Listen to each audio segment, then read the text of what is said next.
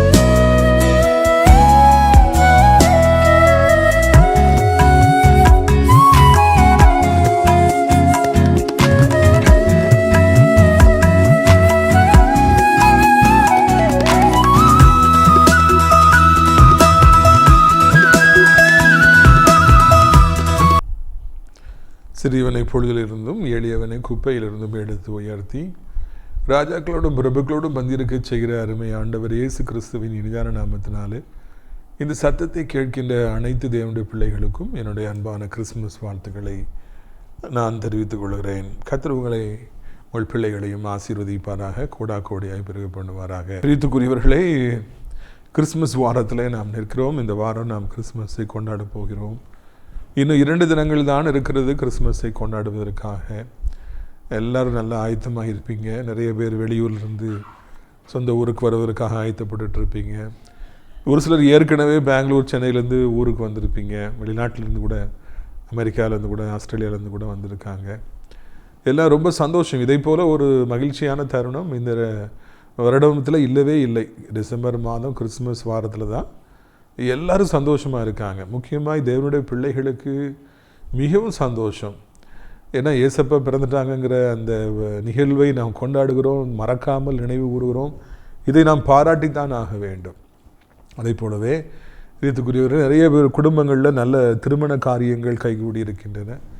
அதனால் அந்த 26, 27, 28ஆம் தேதிகளிலே 30ஆம் தேதி வரைக்கும் நிறைய திருமணங்கள் நடைபெறுகின்றன. எனக்கும் நிறைய இன்விடேஷன் வந்திருக்கிறது. பிரியத்துக்குரியவர்களை மண்டைக்காட்டை சார்ந்த நமது குமாரதாஸ் ஐயா அவர்கள் பிள்ளைகள்லாம் சேர்ந்து ஒரு வீட்டை கட்டியிருக்கிறாங்க. அது பிரதிஷ்டை காத்திருக்கிறது. அதே போலவே இந்த கிறிஸ்மஸ் அன்றைக்கு அடைக்கலான் குருவி முதியோர் இல்லத்தில் உள்ள முதியோர்களுக்கு நல்ல உணவு கொடுப்பதற்காக அந்த கன்னியாகுமரி மாவட்டத்தை சார்ந்த சகோதரி சஜிதா அவருடைய தகப்பனார் அவர்கள் விருந்தளிக்கிறதுக்கு பணம் கொடுத்துருக்குறாங்க. அவருடைய தம்பிக்காக தான் நாம் 37 வயதான தம்பிக்கு தான் இன்னொரு வரனை நாம் தேடிக்கொண்டிருக்கிறோம். திருமணமாகி ஏற்கனவே அவர்கள் சட்டப்பூர்வமாய் பிரிந்திருக்கிறார்கள். அந்த குடும்பத்தார் நம்முடைய ஊழியத்தை நேசித்து கிறிஸ்மஸ் அன்னைக்கு சாப்பாடு கொடுக்குறாங்க. நமது ஊழியத்தை சார்ந்த சகோதரி வசந்தி அக்கா ஜெவமாலை அண்ணன் அவருடைய பிள்ளைக்காக ஒரு புதிய வீட்டை கட்டியிருக்கிறாங்க. கர்த்தருக்கு பிரியான கிருபை. பல போராட்டங்கள் மத்தியில் இந்த வீடு கட்டி முடிக்கப்பட்டிருக்கிறது. அதனால் அவங்களும் கூட சென்ற வாரத்தில் இங்கே அடைக்கலான் குருவி மக்களுக்கு நல்ல விருந்தை அவர்கள் வழங்கினார்கள். ஜெவமாலை அண்ணன் மற்றும் வசந்தி அக்கா குடும்பத்தாருக்கு நான் நன்றிகளை தெரிவித்துக் கொள்கிறேன். இன்னும் நியூ இயருக்கு யாரும் ஸ்பான்சர் பண்ணவில்லை. விரும்பினால் நீங்கள் தாராளமாய் அங்கே இருக்கிற ஜனங்களுக்கு விருந்தளிக்கலாம் என்பதையும் நான் மகிழ்ச்சியோடு அறிவிக்க விரும்புகிறேன். பிரித்துக்குரியவர்களே, இந்த வாரம் சனிக்கிழமை சென்னை பல்லாவரம் பம்மல் மெயின் ரோட்டில் இருக்கிற முத்தமிழ் நகர் பஸ் ஸ்டாப்பில் அந்த சியோன் காம்ப்ளெக்ஸில் உள்ளே வந்தீங்கன்னா பின்னால் லிஃப்ட் இருக்கும். 4வது மாடியில் நான் உங்களுக்காக காத்திருப்பேன். காலை 10 மணிக்கு ஆரம்பித்து 1 மணிக்கு நம்முடைய கிறிஸ்மஸ் கொண்டாட்டம் முடியும். ஸ்ரீ மங்களராஜ் அவர், கண்மணி சாலமோன் போன்ற நல்ல உளம் படைத்த அநேகர் நம்முடைய ஊழியத்தை அங்கே தாங்குகின்றார்கள். நல்ல சிறப்பான கிறிஸ்மஸ் பிரியாணி விருந்து உங்களுக்காக காத்திருக்கிறது. சென்னையிலே நம்முடைய நிகழ்ச்சியை காண்கின்றவர்கள் நீங்கள் கண்டிப்பாக வந்து பங்கேற்க வேண்டும் என்று அன்போடு அழைக்கின்றேன்.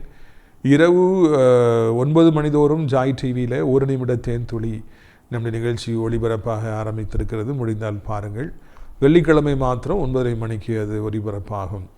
பிரித்துக்குரியவர்களே, இன்னுமாக அநேகர் இந்த விடுமுறை நாட்களிலே நல்ல காரியங்கள் நடக்காதா, வருஷம் கடைசியில் வந்துட்டோமே என்று காத்திருக்கிறீங்க.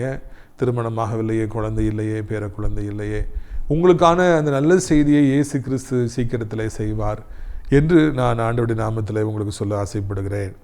அது மாத்திரமல்ல பிரியத்துக்குரியவர்களே, நம்முடைய ஊழியத்தின் சார்பாக அடைக்கலான் குருவி எனப்பட்ட ஒரு ஆவிக்குரிய முதியோர் இல்லம் அங்கே கட்டப்பட்டு நடத்தப்பட்டு வருகிறது. இன்னும் ஏராளமான இடங்கள் இருக்கிறது. நீங்கள் விரும்பினால் தமிழ்நாட்டில் எந்த மூலையில் இருந்தாலும் ஆவிக்குரிய முதியோர் இல்லம் வேண்டும் என்று விரும்பினால் நீங்கள் நம்முடைய அடைக்கலான் குருவி ஆவிக்குரிய முதியோர் இல்லத்தை தேர்வு செய்யுங்கள். தினந்தோறும் அங்கே ஜெபங்கள் உண்டு. தினந்தோறும் அங்கே வருகிற மக்கள் எல்லாருக்கும் ஆறுதல் அளிக்கப்படுகிறது. 3 வேளையும் மிக சிறப்பான உணவு ஆண்டவருடைய கிருபையினாலே நாம் அளிக்கின்றோம். அநேகர் ஹெல்ப் பண்ணுறாங்க, அநேகர் ஜெபிக்கிறீங்க. அவங்களுக்கெல்லாம் நன்றிகளை தெரிவித்துக் கொள்கிறோம். சுற்றி காம்பவுண்ட் வால் போடணும், ஃபேவர் பிளாக் ரோடு போடணும், தேவனுடைய மாளிகைக்கு தளம் அமைக்க வேண்டும். இதற்காகலாம் நீங்கள் தினந்தோறும் கருத்தாக ஜெபிக்க வேண்டும் என்று உங்களை அன்போடு நான் அழைக்கின்றேன். பிரியத்துக்குரியவர்களே, நமது ஊழியத்தை சார்ந்த நல்ல குடும்பங்கள் திருமணமாகி பிரேக் ஆகி இப்போது 2வது மேரேஜுக்காக புது வாழ்க்கைக்காக முயற்சி எடுத்துகிட்ருக்காங்க. அவர்களை தாங்க வேண்டியது நம்முடைய கடமையாக இருக்கிறது. முதலாவதாக நான் சொன்னேன், கன்னியாகுமரி மாவட்டத்தில் இருக்கிற அன்பு மகள் 27 வயது ஆகிறது. ஆர்கிடெக்ட் முடித்து நல்ல வேலையில் இருக்காங்க. அவர்களுடைய குடும்பத்துக்கு ஏற்ற ஜெபிக்கின்ற, படித்திருக்கிற, வேலை பார்க்குற ஒரு நல்ல மணமகன் தேவை. அதே போல் நான் சொன்னேன், அந்த குடும்பத்தார் நமக்கு கிறிஸ்மஸ்க்கு விருந்து அளிச்சிருக்கிறாங்க. தம்பிக்கு 37 வயதாகிறது. 60 பேர்களுக்கு அவர்கள் மேனேஜராக இருக்கிறார்கள். அந்த குடும்பத்துக்கு ஏற்ற நல்ல ஜெபிக்கிற மணமகள் தேவை. 3வது திருச்சி சிட்டியில் இருக்கிறாங்க, பெரிய கடை வச்சுருக்காங்க. அவர்களுடைய மூத்த மகன் 30 வயதாகிறது. நல்லா படிச்சிருக்கிறாங்க, பிஸ்னஸ் அப்பா கூட சேர்ந்து பார்க்குறாங்க. விரும்பினால் என்னை தொடர்பு கொள்ளலாம். இறுதியாக பொள்ளாச்சியில் இருக்கிற அன்பு மகள் இளம் விதவை, 27 வயது ஆகுது, ஸ்கூலில் டீச்சராக இருக்கிறாங்க. அந்த சின்ன பிள்ளையோடு ஏற்றுக்கொள்கிற பக்குவம் படைத்த ஒரு நல்ல ஜெபிக்கிற மாணமகன் தேவை என்பதை நான் அறிவிக்க ஆசைப்படுகிறேன். பிரியத்துக்குரியவர்களே, தொடர்ந்து ஊழியத்திற்காக ஜெபியுங்கள். நாங்களும் கூட உங்களுக்காக தொடர்ந்து ஜெபிக்கின்றோம்.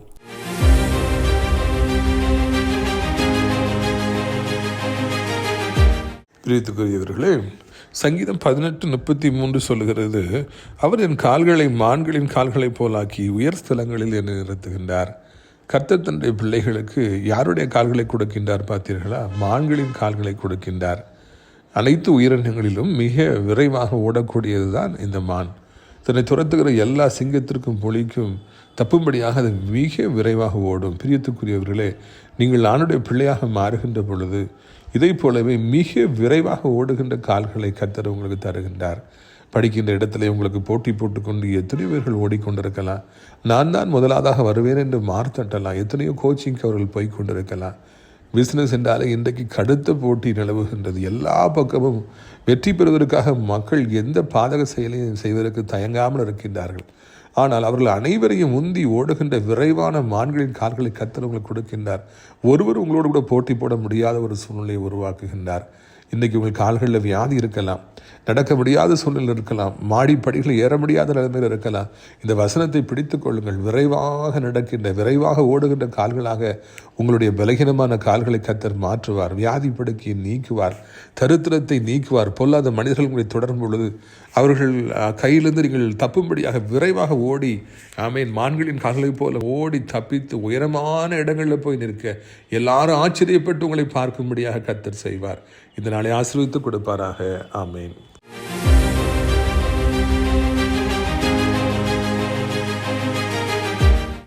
இந்த நாளில் நம்முடைய பிரயோஜனத்திற்காக மத்தேயு 2ஆம் அதிகாரம் 9. ராஜா சொன்னதை அவர்கள் கேட்டு போகையிலே, இதோ அவர்கள் கிழக்கிலே கண்ட நட்சத்திரம் பிள்ளை இருந்த ஸ்தலத்துக்கு மேல் வந்து நிற்கும் வரைக்கும் அவர்களுக்கு முன் சென்றது. அவர்கள் அந்த நட்சத்திரத்தை கண்டபொழுது மிகுந்த ஆனந்த சந்தோஷம் அடைந்தார்கள். பார்த்தீங்களா, இந்த இடத்துல ஒரு பெரிய ரகசியம் இருக்கிறது. அந்த பொல்லாத நச்சுப்பாம்பாகிய ஏரோது ராஜா அந்த சாஸ்திரிகள்கிட்டருந்து இப்படி யூதராஜா பிறந்திருக்காரான்னு நடுங்கிட்டு இருக்குது. ஆனால் நாடகமாடி அவங்க எங்கே பிறந்திருக்கான்னு எனக்கு போய் பார்த்துட்டு வந்து சொல்லுங்கள், நானும் ஆராதிக்கிறேன்னு அவங்கள்ட்ட போய் சொல்லி இவங்களை அனுப்புது. நட்சத்திரம் இப்படியாக காண்பித்திருக்கிறது, வழி காண்பித்திருக்கிறது. நட்சத்திரம் இயேசு எங்கே பிறந்திருக்கிறாரோ அதற்கு மேலாக நிற்கின்றது என்கிற மிக தெளிவான செய்தியை இந்த சாஸ்திரிகள் அந்த ஏரோது ராஜாவுக்கு சொல்லிட்டாங்க. Gospel was preached to Herod first. மிகுந்த நல்ல செய்தி, உலகத்துக்கு இரட்சகர் பிறந்திருக்கிறார், ஜனங்களை ரட்சிக்கிற மீட்பர் பிறந்திருக்கிறார், பாவங்களிலிருந்து விடுதலை தரக்கூடிய வல்லமை படைத்த இயேசு கிறிஸ்து பிறந்திருக்கிறார் எனப்பட்ட நல்ல செய்தி முதலாவது ஏரோது ராஜாவுக்கு தான் அறிவிக்கப்பட்டது. அந்த நற்செய்தியை கேட்ட மாத்திரத்திலும் கூட, இப்படியாக நட்சத்திரம் வழி காண்பிக்கிறது என்று சொல்லி தெரிந்து விட்டாலும் கூட, மீட்பர் பிறந்திருக்கிறாருங்கிற செய்தியை ஏரோது ராஜா கேட்டாலும் கூட, அந்த ஏரோது ராஜாவினாலேயோ அவன் கூட இருந்த அந்த குள்ளநெறி கூட்டத்தினாலேயோ இந்த நட்சத்திரம் பின்னால் போக முடியவில்லை. நம்ம அதை யோசித்து பார்க்கணும். அவங்களும் பின்னாலே பார்த்து கண்டுபிடிச்சி அந்த குழந்தைய கொண்டு இருக்கலாம் இல்லையா? அவங்க அதை பண்ண முடியல. ஆனால் இந்த சாஸ்திரிகள் அவருடைய அரண்மனையிலிருந்து வெளியே வந்தவுடனே சரியானபடிக்கு இயேசு எங்கே பிறந்திருக்கிறார் என்கிற அந்த வழி அவர்களுக்கு அழகாக காண்பித்தது என்று நாம் காண்கின்றோம். இதே போலவே இன்றைக்கு இவங்களும் அதை போய் பார்த்து, அந்த நட்சத்திரம் பின்னாலேயே போய் பார்த்து இயேசுவை தரிசிச்சிட்டாங்க, வரலாற்றில் இடம் பிடிச்சாங்கிறத நம்ம அறிய வருகிறோம். இன்றைக்கு நற்செய்தி எல்லோருக்குமே அறிவிக்கப்படுகிறது என்பதுதான் இது நாளிலே நாம் கிறிஸ்துமஸ் செய்தியின் முதற் பகுதியில் காண்கிறோம். ஏரோது ராஜா போன்ற கொடூரமானவர்களுக்கும் நச்சு பாம்புகளுக்கும் கேடுள்ளதும் திருக்குள்ளதுமான இருதயம் படைத்தவர்களுக்கும் ஈவு இறக்கும் இல்லாதவர்களுக்கும் காணியாட்சிக்குள்ளே இருப்பவர்களுக்கும் காணியாட்சிக்கு புறம்பே இருப்பவர்களுக்கும் பெரியவர்களுக்கும் சிறியவர்களுக்கும் வாலிப பிள்ளைகளுக்கும் வாலிப தம்பிமார்களுக்கும் வயதான நேரத்தில் இருப்பவர்களுக்கும் எல்லோருக்கும் இயேசு பிறந்திருக்கிறாருங்கிற செய்தி அறிவிக்கப்படுகிறது. இந்த காஸ்பல் இஸ் பீயிங் ப்ரீச்ட். முந்தில சில நாடுகளுக்குள்ள காஸ்பலே போக முடியாது. இப்போ யுத்தங்களினாலே அந்த நாடுகள் முக்கியமாக மிடில் ஈஸ்டில் எல்லாம் உடைஞ்சி கிடக்குது. காஸ்பல் நற்செய்தி, இயேசு பிறந்திருக்கிறாருங்கிற நற்செய்தி அப்படியே உள்ள எல்லா மக்களுக்கும் போய் சேருகிறது. எல்லாருக்கும் சுவிசேஷம் அறிவிக்கப்படுகின்றது. யூடியூப் வாயிலாக உலகம் முழுவதும் இருக்கிற ஜனங்களுக்கு இன்றைக்கு சுவிசேஷம் அறிவிக்கப்படுகிறது. இயேசுதான் இரட்சகர், அவர் பிறந்திருக்கிறார், அவரிடத்தில் வந்தால் மீட்பு உண்டு, அவரிடத்தில் வந்தால் சுகம் உண்டு, இயேசுவண்டை வந்தால் வாழ்க்கையில் நிம்மதி உண்டு, சமாதானம் உண்டு, இயேசுவண்டை வந்தால் வாழ்க்கை தலைகீழாக மாறும், அவர் நம்முடைய கண்ணீரை துடைப்பார், நமக்கு புது வாழ்வு கொடுப்பார், நம்முடைய எல்லா பாவங்களிலிருந்து விடுவிப்பார், புதுப்படைப்பாய் மாற்றுவார்ங்கிற செய்தி எல்லோருக்கும் அறிவிக்கப்படுகிறது என்பதுதான் இந்த நாளில் நாம் கவனிக்க வேண்டிய ஒரு விஷயம். ஏரோது ராஜா நியாய தீர்ப்பு நாளில் சொல்ல முடியாது, இயேசு பிறந்து விட்டார் எனக்கு தெரியாதுன்னு சொல்ல முடியாது. அதை போலவே நியாய தீர்ப்பு நாளில் இயேசுவை குறித்து நான் கேள்விப்படவில்லை, இயேசுவை குறித்து எனக்கு யாரும் அறிவிக்கவில்லை, நான் இயேசுவை அறியாதவன் என்று யாருமே சொல்ல முடியாத அளவிற்கு இன்றைக்கு நற்செய்தி எல்லா இடங்களிலும் அறிவிக்கப்படுகிறது. நாகர்கோயிலாக இருக்கட்டும், நாசரேத்தாக இருக்கட்டும், திருநெல்வேலியாக இருக்கட்டும், தூத்துக்குடியாக இருக்கட்டும், சென்னையாக இருக்கட்டும், எங்கே போனாலும் ஸ்டார்கள் தொங்க விட்டப்பட்டிருக்கின்றன. வண்ண விளக்குகள் எல்லா இடங்களையும் அலங்கரிக்கின்றன. தேவாலயங்கள் பார்ப்பதற்கு கண்கொள்ளா காட்சியாக இருக்கின்றன. ஜனங்கள் ஆரவாரிக்கின்றார்கள். என்ன சத்தம், ஏன் இந்த கலோபரம், ஏன் இப்படியாக கிறிஸ்தவர்கள் குதூகலித்துக் கொண்டிருக்கிறார்கள் என்றால் அவர்களுக்கு சொல்லப்படுகிறது மீட்பர் பிறந்திருக்கிறார், இயேசு பிறந்திருக்கிறார். ஹேரோது ராஜாவுக்கு சொல்லப்பட்டது யூதருக்கு ராஜா பிறந்திருக்கிறார், உம்மை ரட்சிப்பதற்கு ஒருவர் பிறந்திருக்கிறார், உமக்கு உதவி செய்வதற்கு ஒருவர் பிறந்திருக்கிறார் என்கிற செய்தி சொல்லப்பட்டது. இன்றைக்கு இந்த பூமியில் இருக்கிற எல்லோரும் அதை பார்க்கிற பொழுது இயேசு பிறந்திருக்கிறார், உதவி செய்பவர் பிறந்திருக்கிறார், இரட்சகர் பிறந்திருக்கின்றார், மீட்பர் பிறந்திருக்கிறார், சர்வ வல்லமையுடைய தேவன் பிறந்திருக்கிறார், உங்களுக்கு உதவி செய்ய வல்லமை படைத்தவர் பிறந்திருக்கிறார் என்கிற நல்ல செய்தி இன்னைக்கு எல்லா இடங்களிலும் எல்லா ஜனங்களுக்கும் அறிவிக்கப்படுகிறது. அதுதான் முதல்ல நம்ம புரிந்து கொள்ள வேண்டிய காரணம். நட்சத்திரம் என்பது வெறும் சாஸ்திரிகளை மாத்திரம்தான் வழிநடத்த காத்திருந்ததா? ஏரோது ராஜாவையும் கூட வழிநடத்தி இருக்கும். இப்படிதாமா நான் உனக்கு இயேசுவை காண்பிக்கிறேன். கூட இருந்த கொலை கருவிகளை கையில் வைத்திருந்த அந்த ராணுவ வீரர்களுக்கும் கொடர்களுக்கும் கூட அங்கே வழி காண்பித்திருக்கும், அந்த நட்சத்திரம் காண்பித்திருக்கும். ஆனா அவங்க அதுக்கு ஆயத்தமாலங்கிறது ரெண்டாவது, அதை நம்ம பிறகு பார்க்கலாம். எல்லோருக்கும் வழி காண்பிப்பதற்கு நட்சத்திரம் ஆயத்தமாக இருந்தது. அது செய்தி, நற்செய்தி எல்லாருக்கும் அறிவிக்கப்பட்டது. இன்றைக்கும் சுவிசேஷம் எல்லோருக்கும் அறிவிக்கப்பட்டது. இன்றைக்கு உங்களுக்கும் அறிவிக்கப்படுகிறது.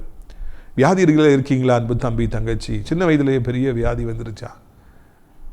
பிழைக்கிறது கஷ்டம்னு சொல்லி சொன்னதுனால பயந்துட்டு இருக்கீங்களா? கவலைப்படாதீங்க. இயேசுவை நீங்கள் நோக்கி பாருங்க. உங்களுக்கு அவர் பிறந்திருக்கிறார். இயேசுவினாலே உங்கள் வியாதியிலிருந்து உங்களுக்கு விடுதலை தர முடியும். மருத்துவம் தோற்று போகிற நேரத்தில், மருந்துகள் வேலை செய்யாமல் போகிற நேரத்தில், அப்படியே கொஞ்சம் கொஞ்சமாக வியாதி நம்ம இழுத்து போகிற நேரத்தில், ஒருவேளை பயந்து நடுங்கி கொண்டிருக்கிற நேரத்தில், செலவழிப்பதற்கு பணம் இல்லாமல் போகிற நேரத்தில், யாரும் உதவி செய்ய முடியாத நேரத்தில் இயேசுவினாலே உதவி செய்ய முடியும். உங்களை இந்த மரண பள்ளத்தாக்கிலிருந்து வெளியே கொண்டு வர முடியும். வியாதியை முழுவதுமாய் நீக்கி உங்களுக்கு புது வாழ்வு தர முடியும்.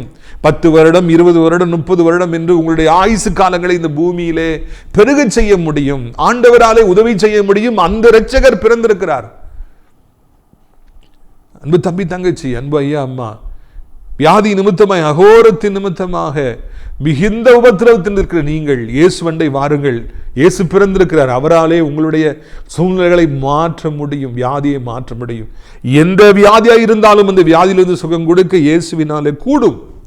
4th ஸ்டேஜில் இருந்தால் என்ன, அட்வான்ஸ் ஸ்டேஜில் இருந்தால் என்ன, உடம்பெல்லாம் அப்படி பலகீனப்பட்டு போய் இந்த படுக்கையாக இருந்தால் என்ன, இயேசு மனம் இறங்குவார் என்றால், நீங்கள் இயேசுவண்டை வருவீர்கள் என்றால் அந்த வியாதியிலிருந்து இயேசப்பா உங்களுக்கு விடுதலை தருவார். இதுதான் கிறிஸ்துமஸ் செய்தி. அதே மாதிரி இன்னைக்கு நீங்கள் பலவிதமான பிரச்சனைகளினால சிக்கி தவித்து கொண்டிருக்கலாம். மனபாரங்கள், ஐயோ மனபாரங்கள், அதிர்ச்சியான சம்பவங்கள் நடந்தபடியினாலே, வாழ்க்கையில் ஏமாற்றப்பட்டபடியினாலே, அதிகமாக எதிர்பார்த்த காரியம் வேறு எங்கோ சென்று விட்டபடியினாலே, நடக்காமல் போய்விட்டபடியினாலே, தோல்வியை தாங்க முடியாதபடி மனபாரத்தோடு இருக்கிறவர்கள், டிப்ரெஷனில் இருக்கிறவங்க, திருமணம் உடைந்து போனபடியினாலே, நினைத்தபடி திருமணம் நடக்காமல் போனபடியினாலே, இல்லைனா அவங்க எதிர்பார்த்த காரியங்கள் தவிடுபடி ஆனபடியினாலே, கனவு கோட்டைகள் இடிந்து விழுந்தபடியினாலே, பிசினஸை இழந்தபடியினாலே, பிள்ளைகளை விபத்தில் பறிகொடுத்தபடியினாலே பரிதபித்து நிற்கிற எவ்வளோ பேர், மன அமைதி இல்லாமல் இருக்கிற எல்லோருக்கும் ஒரு நற்செய்தி சொல்லப்படுகிறது. இயேசு உங்களுக்கு மீட்பராக பிறந்திருக்கிறார். மேய்ப்பர்களுக்கு அறிவிக்கப்பட்டது, ஏரோது ராஜாவுக்கு அறிவிக்கப்பட்டது, இன்னைக்கு நமக்கு அறிவிக்கப்படுகிறது. செய்தியை கேட்டுக்கொண்டிருக்கிற உங்களுக்கு அறிவிக்கப்படுகிறது. உங்களுக்கு சமாதானத்தை பெற்றுக்கொள்ள ஒரே ஒரு வழி, சுகத்தை பெற்றுக்கொள்ள ஒரே ஒரு வழி, உங்கள் குடும்பத்துக்குள்ளே அமைதி வருவதற்கு ஒரே வழி, உங்கள் உள்ளம் நீண்ட காலத்துக்கு பிறகு சமாதானம் அடைவதற்கு ஒரே ஒரு வழி, ஆண்டவர் இயேசு அவர் பிறந்திருக்கிறார். ரொம்ப நாள் ஆச்சா தூங்கி? ரொம்ப நாள் ஆச்சா தூக்கமே வரலையா? ரொம்ப நாளாச்சா பிசாசு உங்களை நெருக்கிட்டு இருக்கானா? தற்கொலை எண்ணங்கள் உங்கள் மீது மோதி கொண்டிருக்கிறதா? இயேசுவண்டை வாருங்கள். உங்களுக்காக இயேசு பிறந்திருக்கிறார். தாவீதின் ஊரிலே அவர் பிறந்திருக்கிறார். அவர் உங்களை மீட்பதற்காக வந்திருக்கின்றார். அவரண்டை வாருங்கள். அவர் பின்னால நட்சத்திரம் உங்களை வழிநடத்தி செல்லும். இது செய்தி உங்களை வழிநடத்தி செல்லும். இயேசுவண்டை வாருங்கள். உங்களுக்காகவே, உங்களை மீட்பதற்காகவே இயேசு பிறந்திருக்கிறார். ரொம்ப நாளா தூங்காம இருக்கிறவங்க அந்த செய்தி நல்லா கேளுங்க.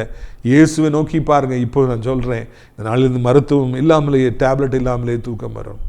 ரொம்ப நாளாக தவித்து கொண்டிருக்கிற உங்களுக்கு ஒரு நல்ல செய்தியை நான் சொல்ல விரும்புகிறேன். உங்களுடைய வாழ்க்கையில் காணப்படுற இருளை இயேசு நிச்சயமாக மாற்றுவார்.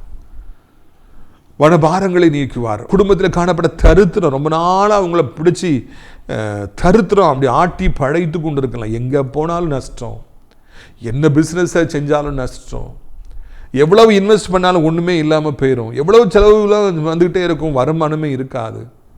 கடன் பெருகிட்டே போகுது, குட்டி போட்டு பெருகிட்டே போகுது. எனக்கு பலத்துக்கு மிஞ்சின கடனை நான் வாங்கி வச்சிருக்கேன், நான் என்ன செய்யணும்னு சொல்லி தெரியல. நெருக்கத்தில் இருக்கலாம் பிரதர், நெருக்கத்தில் இருந்து என்ன செய்யலாம் தவித்துட்டு இருக்கலாம். யாராவது ஹெல்ப் பண்ணுவாங்களா? ஒருத்தரும் ஹெல்ப் பண்ண மாட்டாங்க. நம்ம ஹெல்ப் பண்ண 1000 பேர் வாங்குவாங்க. ஆனால் நமக்கு ஒரு பிரச்சனை, நமக்கு ஒரு தேவைன்னா யார்கிட்டையும் போய் நம்ம நிற்க முடியாது, நின்னாலும் பிரயோஜனம் கிடையாது. இந்த உலகத்தில் மனிதர்களை நம்பி நாம் ஒரு பிரயோஜனத்தை அடைய போவதில்லை. நாம் மனிதர்களை நம்புவது விருதா என்பது நம்முடைய அனுபவம் சொல்லிக் கொடுக்கிறது. இயேசு பிறந்திருக்கிறார், உங்களுக்கு உதவி செய்யவே இயேசு பிறந்திருக்கிறார். நீங்கள் தரித்திரத்திலிருந்து ஐஸ்வர்யவனாய் மாற வேண்டும் என்பதற்காக ஐஸ்வர்யமான கடவுளாகி நம்முடைய ஆண்டவர் தரித்திரத்தின் கோலத்தை எடுத்தார். ஏன் மாட்டுத் தொழுவத்திலே பிறந்தார்? இதற்காக இந்த பாடுகளை அவர் அனுபவித்தார். எதற்காக அவருக்கு இந்த கோலம்? எதற்காக இந்த ஏழ்மை கோலம்? ஏன் அவர் ஏழையாக இந்த பூமியில் வாழ்ந்தார்? உங்களை ஐஸ்வர்யவானாய் மாற்ற வேண்டும், உங்கள் கடன் பாரங்களை நீக்க வேண்டும். எப்பொழுதும் உங்கள் கையில் பணம் இருக்கணும், உங்களுடைய அக்கௌண்ட்டில் பணம் இருக்கணும். உங்கள் வாழ்க்கையில் நீங்கள் ஒன்று குறைபட்டு போகக்கூடாது. சிங்க குட்டிகள் கூட பட்னியை கிடக்கட்டும், என் பிள்ளை எதுலையும் தாழ்ந்து போயிடக்கூடாது, என் பிள்ளை வாடகை வீட்டில் இருக்கக்கூடாது, என் பிள்ளை சொந்த காணானுக்குள்ளே போகணும், அவனுடைய வாழ்க்கையில் பாலும் தேனும் ஓடணும், என் மகளுக்கு ஒரு குறையும் இருக்கக்கூடாது, கடனே இருக்கக்கூடாது என்பதற்காகவே இயேசு பிறந்தார். இயேசு பிறந்தார். மேய்ப்பர்களுக்கு சொல்லப்பட்ட செய்தி, ஏரோது ராஜாவுக்கு சொல்லப்பட்ட செய்தி இன்னைக்கு உங்களுக்கு சொல்லப்படுகிறது. இயேசு உங்களுக்காக பிறந்திருக்கிறார். அம்மா, இயேசு உங்களுக்காக பிறந்திருக்கிறார். ஐயா, தம்பி, தங்கச்சி, நிம்மதி இல்லாமல் இருக்கலாம். பொல்லாத மாயைகளை நம்பி, இல்லாத அன்பை நம்பி நீங்கள் ஓடி போய் இது எனக்கு சொந்தம் நினைத்த அது காணாமல் போயிருக்கலாம், ஏமாற்றம் அடைந்திருக்கலாம், எல்லாத்தையும் இழந்து போன நிலைமையில் இனி என் வாழ்ந்து என்ன பிரயோஜனம் என்று சொல்லி நிம்மதியற்ற சூழ்நிலையில் நீங்கள் இருக்கலாம். பாவம் செய்கிற எவருக்கும் நிம்மதி கிடையாது, நிம்மதியாக இருக்கவே முடியாது. பாவம் கொஞ்சம் கொஞ்சமாய் நடத்தி முதலாவது இன்பத்தை கொடுத்து நடத்தி இறுதியில் மரணத்தை நோக்கி இழுத்து கொண்டு செல்லும். இயேசுவை நோக்கி பாருங்கள், உங்களுக்காக அவர் பிறந்திருக்கிறார். உங்களுடைய உள்ளத்தில் காணப்படுற பாரங்களை நீக்குகிற ஒரே ஒரு நபர், வல்லமை படைத்த ஒரே ஒரு நபர், அவர் ஆண்டவர் இயேசு. எவ்வளவு உள்ளத்தில் பாரம் இருந்தாலும் சரி, உங்கள் உள்ளத்தில் எவ்வளவு குற்ற உணர்ச்சிகள் இருந்தாலும் சரி, ஏமாற்றங்கள் இருந்தாலும் சரி, ஏன் வாழ வேண்டும் என்கிற ஒரு கேள்விக்குறியின் மத்தியில் இருந்தாலும் சரி, இயேசு பிறந்திருக்கிறார். அவர்கிட்ட வாங்க, அவர் உங்களுக்கு சமாதானத்தை தருவார். உங்கள் குற்ற உணர்ச்சிகளை உங்களுக்கு எடுத்து போடுவார். எல்லாமே உடஞ்சி போச்சு முடிஞ்சு போச்சுன்னு நினைக்கலாம். ஆண்டவர் உங்களுக்கு இல்லை, ஒன்றும் கெட்டு போகலை, வாருங்க, நான் உங்களை வாழ வைப்பேன்னு சொல்லி அவர் சொல்லுகிறார். வழி தெரியாமல் இருக்கிற எத்தனையோ மக்களை காண்கிறோம். சில நிமிடங்களுக்கு முன்னால் நான் டிவியில் பார்த்தேன், 200 போஸ்ட் இருக்குது, 2 லட்சம் பேர் வரிசையாக உட்கார்ந்துருக்கிறாங்க. ஹோம் கார்டாக இல்லைன்னா ஏதோ ஒரு மிலிட்ரி சம்மந்தப்பட்ட ஒரு வேலை, வெறும் 200 போஸ்ட் தான் இருக்குது. எத்தனையோ வாலிபர்கள் வரிசையாக அப்படியே உட்கார்ந்துருக்கிறாங்க, இந்த வேலை எனக்கு கிடைத்து விடாதா என்று சொல்லி. படித்து முடித்து வேலை இல்லாதபடி எத்தனையோ வருடங்களை தடுமாறி கொண்டிருக்கீங்களா? உங்களுக்காகவே இயேசு பிறந்திருக்கிறார். உங்களுக்கு ஒரு நம்பிக்கை உண்டு, உங்களுக்கு ஒரு வழியை ஏற்படுத்தி கொடுக்க ஒரு தேவன் உண்டு. என்ன நிலைமையில இருந்தாலும் அவர் ஒரு வழியை ஏற்படுத்தி கொடுப்பார். ஏசப்பா அவரை கூடாத காரியம் எதுவும் இல்லையே. வானத்தை பூமி உண்டாக்கின கர்த்தருக்கு உங்களுக்கு ஒரு வேலையை உருவாக்கி கொடுக்க முடியாதா? உங்களுக்கு ஒரு வருமானத்தை ஏற்படுத்தி கொடுக்க முடியாதா? வானத்திலிருந்து மன்னாவை பொழிந்து பொழிந்து பொழிந்து இஸ்ரவேல் ஜனங்களை 40 வருடமாய் நடத்திய கர்த்தராலே உங்களை நடத்த முடியாதா? உங்கள் குடும்பத்தை நடத்த முடியாதா? உங்கள் தேவைகளை சந்திக்க முடியாதா? மாதந்தோறும் உங்களுக்கு தேவையான வாடகைகளை கொடுக்க, எல்லாரும் கொடுக்க வேண்டிய பணங்களை செட்டில் பண்ண, கடன்களை அடைக்க, புதிதாக வீடுகளை வாங்க, நிலங்களை வாங்க அவராலே உங்களுக்கு உதவி செய்ய முடியாதா? உங்களை சந்தோஷப்படுத்த அவராலே முடியாதா? எதை செய்தால் நீங்கள் சந்தோஷப்படுவீர்கள் என்று ஆண்டவருக்கு தெரியாத தம்பி, தெரியாத தங்கச்சி? எதை செய்தால் அவன் துன்பப்படுவான் மக்களுக்கு தெரியும், கரெக்டாக அதை செய்வாங்க, ஓடிடுவாங்க. ஆனால் ஆண்டவர் கடைசி வரைக்கும் கூட இருப்பார், உங்களை ஆசீர்வதிப்பார். உங்களுக்காக தாவீதின் ஊரிலே இயேசு பிறந்திருக்கிறார், ஒரு இரட்சகர் பிறந்திருக்கிறார், ஒரு மீட்பர் பிறந்திருக்கிறார், சர்வ வல்லமை உடையவர் பிறந்திருக்கிறார், சர்வ ஆற்றல் படைத்தவர் வந்திருக்கிறார், பிறந்திருக்கிறார். உங்களை காப்பாற்றுவதற்காக இந்த பூமிக்கு ஒரு ஆண்டவர் வந்திருக்கிறார். ஒரு நற்செய்தி, ஒரு பெரிய நற்செய்தி. உங்களுடைய எல்லா பிரச்சனைகளையும் அவரால் நீக்க முடியும். உங்களுக்கு உதவி செய்ய ஒரே ஒரு நபராலே முடியும். அவர் பிறந்திருக்கிறார், அவர்தான் இயேசு. அவர் இயேசு, அவராலே உங்கள் பிரச்சனைகளை தீர்க்க முடியும். உங்களுக்கு ஒரு வழி காண்பிக்க அவராலே முடியும். உங்கள் வியாதியை சரிப்படுத்த அவராலே முடியும். உங்களுக்கு குழந்தையை கொடுக்க அவராலே முடியும். உங்களுக்கு சொந்த வீட்டை கொடுக்க அவராலே முடியும். உங்கள் பாத்திரங்களை நிரம்பி வழியை செய்ய அவராலே முடியும். இயேசு அந்த ஒரு நாமம் நமக்கு கொடுக்கப்பட்டிருக்கிறது. அவர் இந்த நாளில் பிறந்திருக்கிறார். இரட்சகர் பிறந்திருக்கிறார். மீட்பர் பிறந்திருக்கிறார். என் பிரியத்துக்குரியவர்களே, இயேசுவை நோக்கி பாருங்கள். மனுஷனை நோக்கி பார்த்த காலங்கள் போதும். ஏமாந்து வாழ்ந்த காலங்கள் போதும். அவ நம்பிக்கையோடு வாழ்ந்த காலங்கள் போதும். ஒரு அறைக்குள்ளே உங்களை பூட்டிக் கொண்டிருந்த காலங்கள் போதும். என்ன வாழ்க்கை இது என்று சொல்லி, எல்லாம் முடிந்து விட்டது என்று சொல்லி நீங்கள் ஒரு விதமான தவறான எண்ணங்கள் இருப்பது போதும். இயேசுவண்டை வாருங்கள். உங்களுக்கு ஒரு உத்வேகத்தை தருவார், புத்துணர்ச்சியை தருவார், சந்தோஷத்தை தருவார், உங்களை சிரிக்க பண்ணுவார், மகிழ பண்ணுவார், வாழ வேண்டுங்கிற விருப்பத்தை அவர் தருவார். நீங்கள் முயற்சி எடுக்கிற பொழுது அதில் கோடா கோடி பெருகும்படியை செய்வார். உங்கள் தோல்வியை ஜெயமாக ஆண்டவர் இயேசு மாற்றுவார். உங்கள் மாறாவை மதுரமாய் ஆண்டவர் இயேசு மாற்றுவார். உங்களை சந்தோஷப்படுத்துவார் என்கிற நற்செய்தியை உங்களுக்கு நான் அறிவிக்கும்படியாக விரும்புகிறேன். பார்த்தீங்களா, இதுதான் ஆண்டவருடைய கிருபை, இதுதான் ஆண்டவருடைய இரக்கம். உங்களுக்கு உதவி செய்ய ஒருவர் வந்திருக்கிறார். உங்களை காப்பாற்ற ஒருவர் வந்திருக்கிறார். உங்களுக்கு கண்ணீரை துடைக்க ஒருவர் வந்திருக்கிறார்.